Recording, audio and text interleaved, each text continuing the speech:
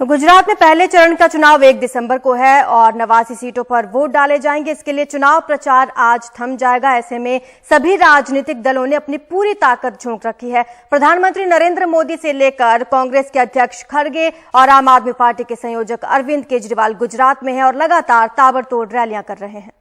भारतना भाग्य विधाता आपनी वाणी थी कच्छीओना हीर अने खबीर ने मोदी साहब 89 सीटों पर 1 दिसंबर को वोट डाले जाने हैं। ऐसे में प्रचार जोरों शोरों से चल रहा है।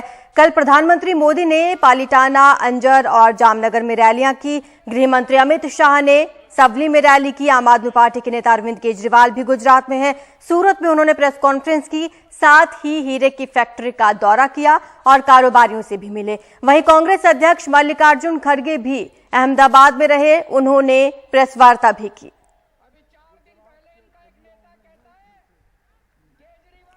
और चलिए अब आपको दिखाते हैं एक अनोखा गांव। गुजरात के राजकोट के पास एक ऐसा गांव है जिसमें किसी भी पॉलिटिकल पार्टी के नेता का चुनाव प्रचार के लिए प्रवेश वर्जित है, लेकिन अगर कोई मतदान नहीं करता तो उसे जुर्माना देना होगा। राजनीतिक पार्टियों का चुनाव प्रचार के लिए इस गांव में आना प्रतिबंधित है, लेकिन अगर कोई चुनाव में मतदान नहीं करेगा तो उस पर 51 रुपए का जुर्माना। गुजरात के राजकोट से 20 किलोमीटर दूर है ये अनूठा गांव राज समढियाला, जो अपने नियम कायदों के लिए आदर्श गांव का तमगा हासिल कर चुका है।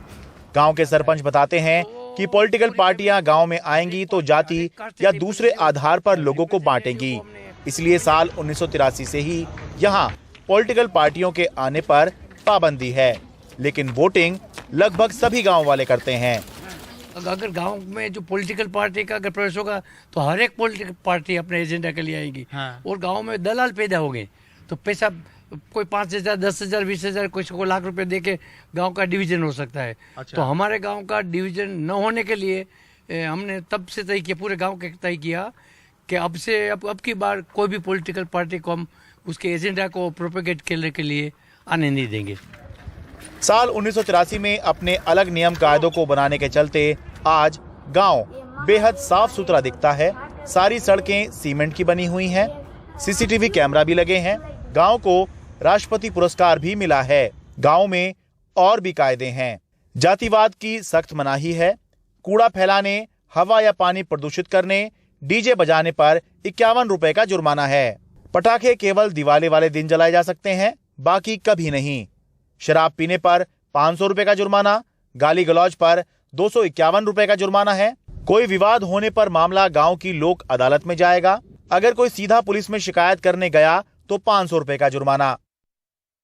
थोपने की कोई बात नहीं, जैसे हमारे हरदेव सिंह जी ने बताया। हाँ। 83 से ये सब लागू हो गया है। सब अपने आप अवेयरनेस के हिसाब से सब अपने आप लेते गए नहीं कर रहे हैं। हाँ जी। हम छोटे थे तो भी यहीं पे चोरों को पकड़ते थे, फिर पुलिस को सौंप देते थे। वो तो पहले से, मतलब समझ लीजिए ना, ऑलमोस्ट 1990 से।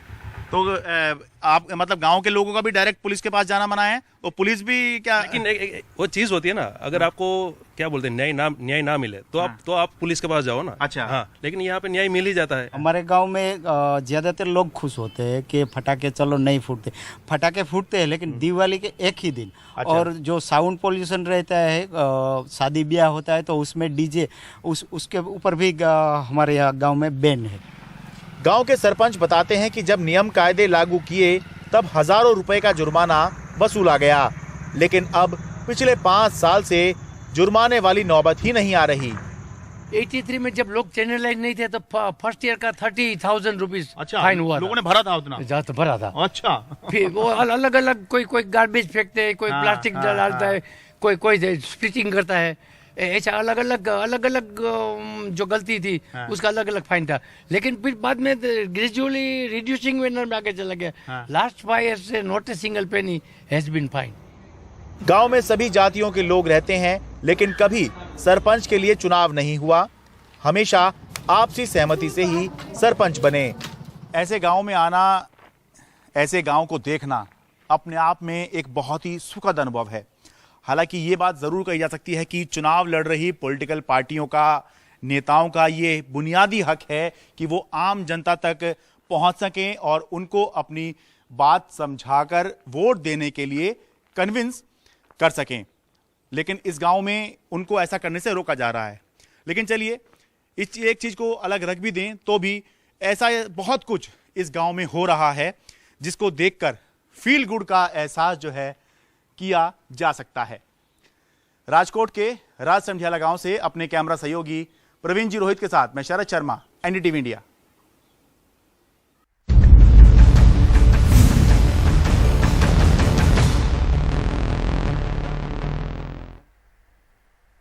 और अब बात दिल्ली नगर निगम चुनाव में करोड़पति उम्मीदवारों की। बीजेपी, आम आदमी पार्टी और कांग्रेस के 417 उम्मीदवार ऐसे हैं जिनकी संपत्ति 1 करोड़ रुपए से ज्यादा है। इन करोड़पति उम्मीदवारों में सबसे ज्यादा बीजेपी के हैं, फिर आम आदमी पार्टी के और तब कांग्रेस के उम्मीदवार। वहीं एडीआर के मुताबिक इस चुनाव में 1349 उम्मीदवारों में से 550 से ज्यादा करोड़पति उम्मीदवार हैं।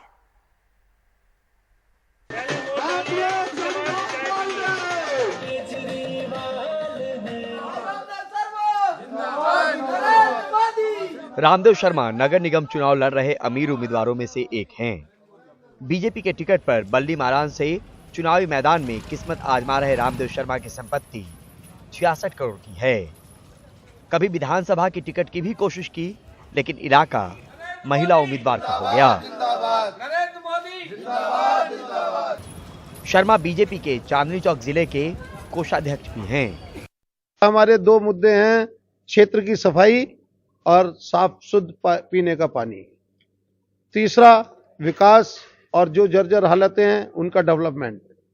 और जितने भी हमारे पूजा स्थल हैं, मंदिर हैं, मस्जिद हैं और गुरुद्वारे हैं और भी कोई चीज है, इनका नव निर्माण किया। सबसे अमीर उम्मीदवार भी हैं सर, लोगों की पहुंच में कितने हैं? ये मैं नहीं कह सकता, ये तो लोग ही बताएंगे कि लोगों की पहुंच में कितना हूँ। माँ ये क्या कर रही हो?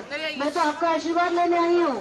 मालवीय नगर की पूर्व पार्षद डॉक्टर नंदिनी शर्मा फिर से बीजेपी के टिकट पर चुनावी मैदान में हैं। एसोसिएशन फॉर डेमोक्रेटिक रिफॉर्म्स की रिपोर्ट के मुताबिक नंदिनी की संपत्ति करीब 50 करोड़ रुपए की है। जो एक सपना विश्व गुरु का देखना चाहते हैं, उस विश्व गुरु के लिए बहुत जरूरी है कि हम ग्राउंड पे जो सिपाही हैं, हम मोदी जी के जो कार्य कर रहे हैं वो जी को उनके सिपाही मजबूत है। उसके लिए बहुत जरूरी है कि वार्ड 149 में कमल खिले। और जैसे हमने मालवीय नगर का कार्य किया है, मालवीय नगर को सुंदर बनाया है, वैसे जो नया क्षेत्र मेरे वार्ड में आया है उसको भी मैं सुंदर। ये है करावल नगर से आम आदमी पार्टी के उम्मीदवार जितेंद्र बंसल। गली मोहल्ले में घूम घूम कर लोगों से आशीर्वाद भी ले रहे हैं और प्रचार भी कर रहे हैं। जनता के बीच ये कहते नहीं थक रहे कि इलाके में बीजेपी ने विकास को रोका और इनकी जीत विकास को गति देगी। हलफनामे के मुताबिक जितेंद्र की संपत्ति करीब 48 करोड़ की है, पर खुद को आम आदमी कहते नहीं थक रहे। करोड़पति उम्मीदवार नहीं हूँ, बहुत साधारण आदमी हूँ। करोड़पति इसलिए कहा जा सकता है क्योंकि मेरे पास दादाजी की प्रॉपर्टी है, तो इसलिए मैं करोड़पति हूँ। मैं एक साधारण व्यक्ति हूँ। और रही सोशल की, तो मेरे दादाजी भी सोशल वर्कर थे, मेरे पिताजी भी सोशल थे। और 2-3 काम और फिर से अगर दोहरा दें जो करना चाहेंगे आप? सारे काम करूंगा, जो जनता मांगेगी वो सारे काम किए जाएंगे। लोकतंत्र है, चुनाव है, तो पैसों से आम और खास में फर्क नहीं पड़ता। कौन जनता से जुड़ा है और उनके दिल में खास जगह बनाता है, जीत इससे तय होती है। बहरहाल दिल्ली का मिजाज और माहौल फिलहाल चुनावी है, जहां हर कोई अपनी जीत की भरसक कोशिश में जुटा है। नई दिल्ली से परिमल कुमार, एनडीटीवी इंडिया। उत्तर प्रदेश के मैनपुरी में उपचुनाव हो रहे हैं। ये सीट सपा संस्थापक मुलायम सिंह यादव के निधन के बाद खाली हुई है और समाजवादी पार्टी की तरफ से उनकी बहू डिंपल यादव उम्मीदवार हैं। उनसे बात की हमारे सहयोगी आलोक पांडे ने। सुनिए। Ma'am, I saw that you've been invoking Netaji's name, Mulayam Singh Yadav's name a lot. The seat obviously got vacated after his unfortunate demise. How important is this election for you as a politician and to carry forward the Samajwadi Party's stronghold in Mainpuri, ma'am? Netaji हमारे बीच में अब नहीं है, हम सभी को पता है ये बात। और यह चुनाव 1 साल का चुनाव है, यह मेरा चुनाव नहीं है। यह एक मौका है यहाँ इस क्षेत्र की जनता के पास कि वो सच्ची श्रद्धांजलि दे सकें अपने पूजनीय नेताजी को। मैम, बीजेपी का भी कैंपेन हो रहा है, उनके भी बिग गन्स योगी आदित्यनाथ भी आज आए कैंपेन करने के लिए, बाकी लोग भी कर रहे हैं। वो ये कह रहे हैं कि अखिलेश यादव या उनका परिवार नेताजी का असली उत्तराधिकारी नहीं है। They are saying that you kind of usurped Netaji's legacy, उनको पावर से हटाया। बहुत सारे आरोप लगा रहे हैं। How do you respond to those allegations? कैसे आप रिस्पॉन्ड करेंगे? जो काम समाजवादी सरकार ने किए हैं और जो नेताजी के सिद्धांत रहे हैं, जो उनके आदर्श रहे हैं, उन्हीं पे लगातार निरंतर काम हो रहा है। और मैं समझती हूँ कि गांव-गांव जाके देखना चाहिए बीजेपी के बड़े बड़े नेताओं को कि स्थिति क्या है यहाँ गांव की। यहाँ पे इतने युवा आपको नज़र आ रहे हैं, किसी कहीं पे भी चले जाइए आप, युवा ही युवा नज़र आ रहे हैं। और किसी के पास नौकरी नहीं है, किसी के पास रोजगार नहीं है, किसानों के पास डीएपी की किल्लत है और मिल भी रही है तो इतनी महंगी मिल रही है, 1700 2000 की। बिजली विभाग का भ्रष्टाचार अलग से गांव वासियों को झेलना पड़ रहा है।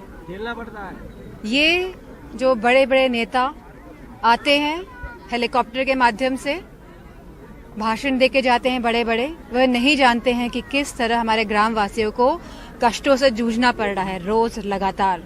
और सिर्फ ये टेलीविजन के माध्यम से और अपनी व्हाट्सएप फैक्ट्री के माध्यम से लोगों को भटकाने का काम कर रहे हैं। ये सच्चे और जो मुद्दे हैं, जो जमीनी मुद्दे हैं, ये कभी इन मुद्दों पे बात नहीं करेंगे और ये लोग कभी स्वीकारेंगे नहीं कि जनता जूझ रही है इन सभी मुद्दों से। आखिरी सवाल बस आपसे ये है मैम कि in the last election that you fought it resulted in a defeat for you. Kannauj का Lok Sabha election you had lost, so राजनीतिक तौर से ये लड़ाई आपके लिए कितना इंपॉर्टेंट है? यह चुनाव इसलिए महत्वपूर्ण है क्योंकि यह नेताजी का गढ़ है। यहीं से समाजवाद नेताजी निकाल के आगे लाए, सबको आगे बढ़ाने का काम किया, सबको मिलकर सबको सम्मान देने का काम किया। इसलिए यह चुनाव बहुत ही महत्वपूर्ण चुनाव है। Thank you so much.